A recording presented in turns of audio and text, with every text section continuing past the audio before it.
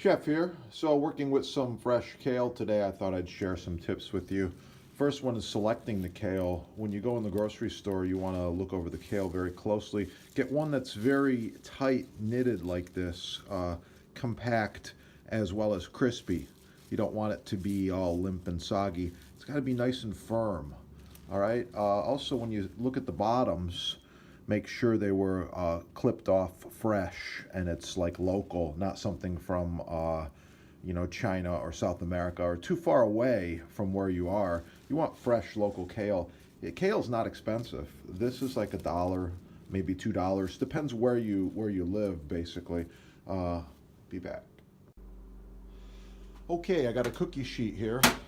I have washed off my kale, opened it up. I'm going to just select a few pieces. I usually start with the larger pieces, and just like this. Okay, I'm going to take these and use 2-piece shears and just cut them into some manageable chunks like this.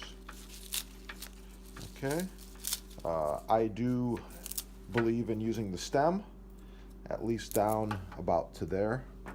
Okay, I'm going to repeat and get this all laid out. Okay, just about like this.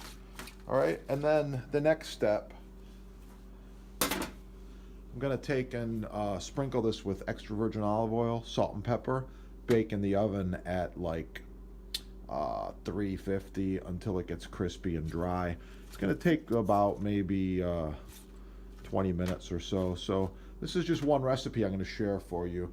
Subscribe, like, share, follow the channel, and you'll get some more recipes. Have a beautiful day.